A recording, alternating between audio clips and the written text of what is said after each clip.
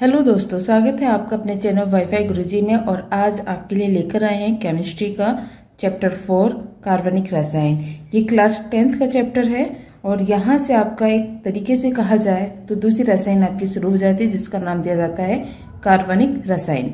कार्बनिक रसायन क्या है? कार्बनिक रसायन कहा जाता है दोस्तों कि वह शाखा जिसमें कार्बन के यौगिकों का अध्ययन किया जाता है वह कार्बनिक रसायन कहलाता है।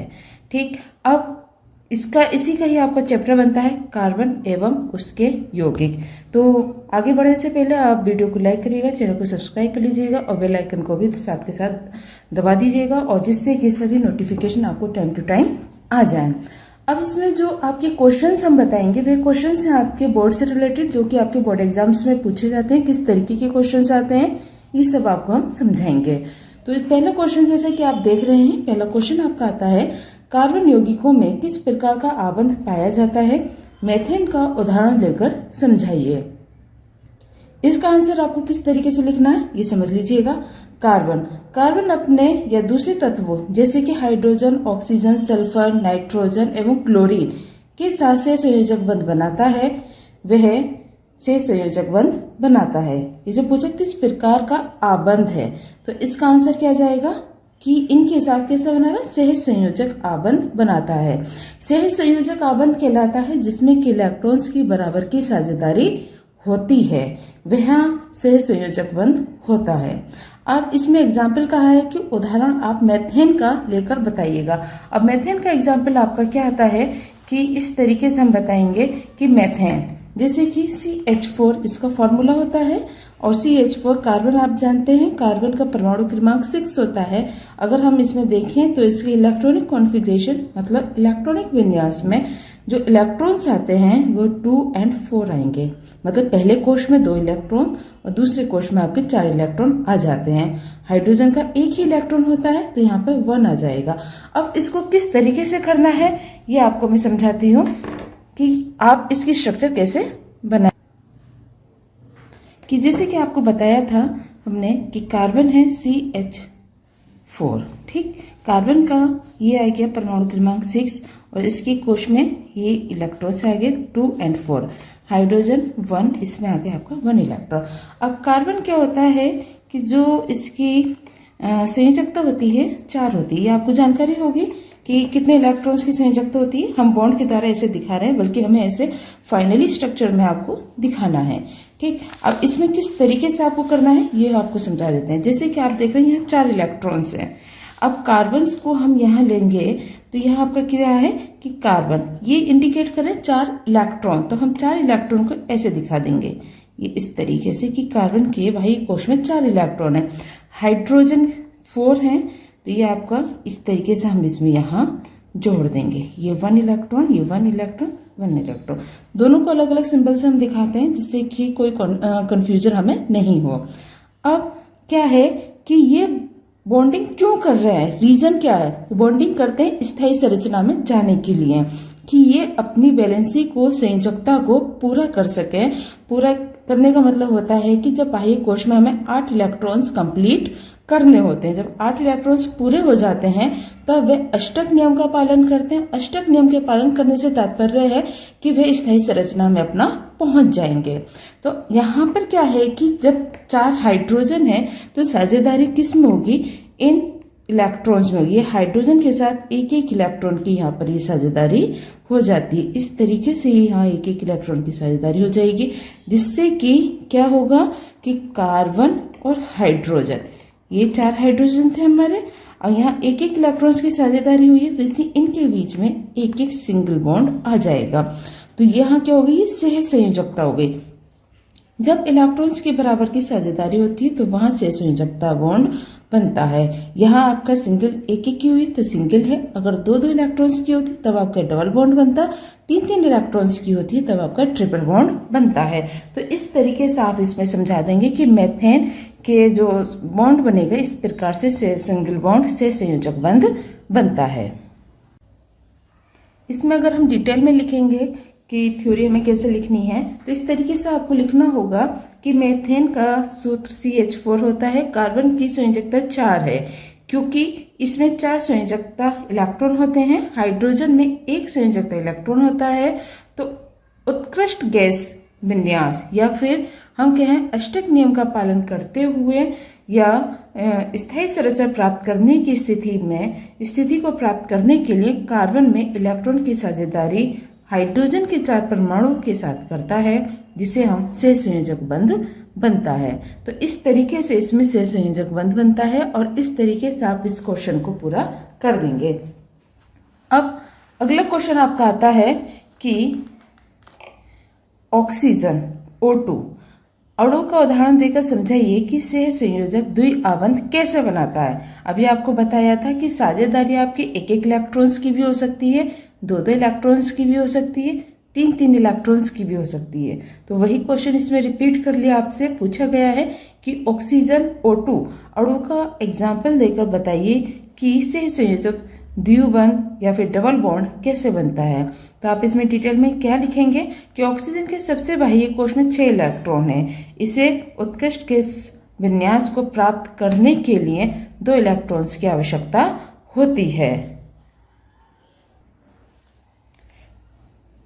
और दोनों इलेक्ट्रॉन की साझेदारी से द्विआबंध बनता है। मतलब क्या है कि जैसे कि आप देख रहे हैं ऑक्सीजन है आपका, इसका परमाणु क्रमांक कितना 8 होता है। अगर हम इसके कोश में इलेक्ट्रॉन्स को देखेंगे तब क्या आएगा 2 और 6।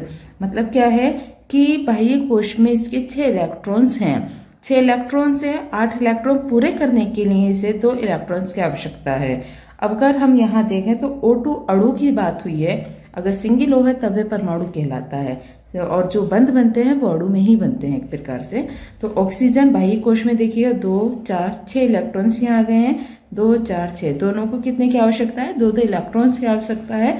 तब इसमें क्या करेंगे हम कि ये दोनों आपस में 2-2 इलेक्ट्रॉन्स की साझेदारी कर लेते हैं। ठीक है, इसमें क्या हो जाएंगे, इन दोनों में 2-2 इलेक्ट्रॉन्स की पार्टनरशिप हो गई, साझेदारी हो गई, जिससे कि आपका क्या बन जाएगा द्विआबंध बन जाता है। अगर हम देखें तब यहाँ देखिएगा 2, 4 और 4 ये 8 इलेक्ट्रॉन्स की कंप्लीट हो गए।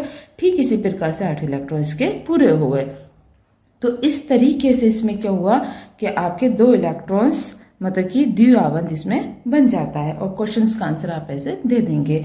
अगर ट्रिपल बॉन्ड की बात आती है, नाइट्रोजन की बात आती है, तब उसमें भी क्या होगा 3-3 इलेक्ट्रॉन की साझेदारी हो जाती है, जिससे कि आपके उनके मध्य में ट्रिपल बॉन्ड आ जाएगा। ये ट्रिपल बॉन्ड ये त्रिबंध उसमें बन जाता है।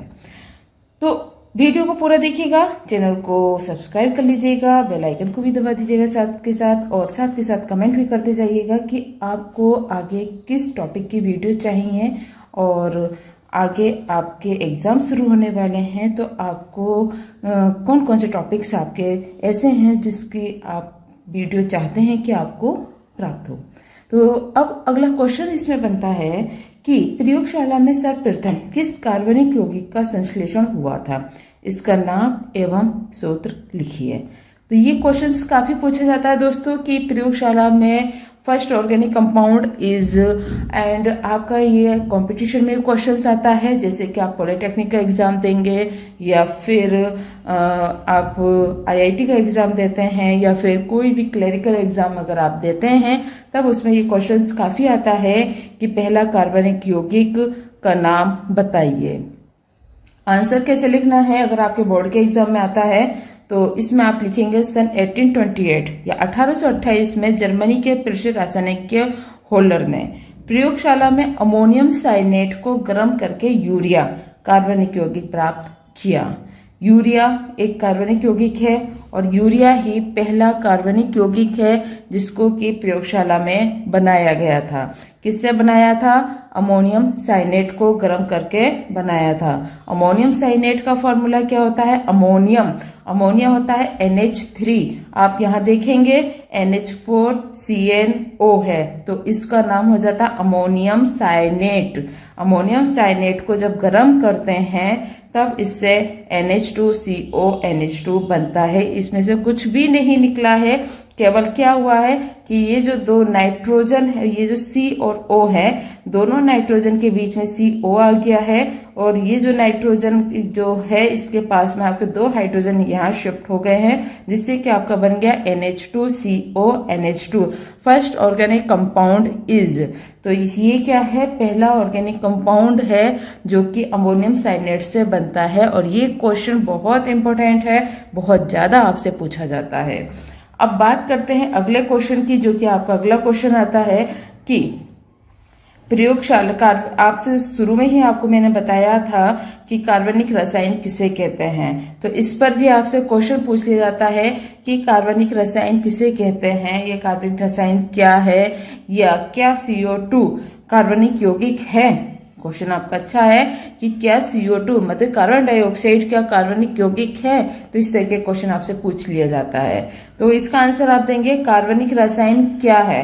कार्बनिक रसायन रसायन विज्ञान की वह शाखा है जिसमें कार्बन के यौगिकों का अध्ययन किया जाता है। कार्बन के यौगिक जो हैं, जिसमें कि कार्बन के यौगिक बनते हैं और आपको कार्बन दिखाई देता है, कार्बन के कंपाउंड बनते हैं, उसे हम कार्बनिक यौगिक कहते हैं। तो कार्बनिक रसायन क्या है कि विज्ञान की वह शाखा जिसके कार्बनिक यौगिकों का अध्ययन किया जाता है। कार्बन के यौगिकों को कार्बनिक यौगिक कहते हैं और उसे ही हम कार्बनिक रसायन कहते हैं। अब CO2 कार्बन यौगिक है या नहीं है, ये आपको इसके आंसर में बताना होगा कि क्या कार्बनिक यौगिक है या नहीं है। तो CO2 कार्बनिक यौगिक नहीं है। क्यों नहीं है ये आपको अभी बताते हैं हम, आप देख रहे हैं इसमें कि क्यों नहीं है। अब कार्बनिक यौगिक जो है, जैसे कि आपका CH4 है, ठीक है, मेथेन आपको बताया, C2H6 है वह कार्बनिक यौगिक है, एथिल अल्कोहल वह कार्बनिक यौगिक है। यहाँ पर हो रही है कार्बनिक का CO2 कार्बन डाइऑक्साइड की बात। तो जैसे CO2 कार्बोनेट यौगिक व वाई कार्बोनेट यौगिक गुणों व संरचना में R कार्बनिक यौगिकों से अधिक समानता रखते हैं। जो आपका कार्बन डाइऑक्साइड है, इसकी जो प्रॉपर्टीज होती है, मतलब इसके जो गुण होते हैं, इसकी जो संरचना होती है, वह इनऑर्गेनिक कंपाउंड से बहुत ज्यादा समानता रखते हैं, इसीलिए ये कार्बनिक यौगिक नहीं है और CO2 को अकार्बनिक यौगिक कहा जाता है। सिंपल सा आंसर है, कोई मुश्किल नहीं है, आसानी से आप दे सकते हैं कि जो CO2 है इसमें ये गुणों से समानता रखती है, इसलिए कार्बनिक यौगिक है।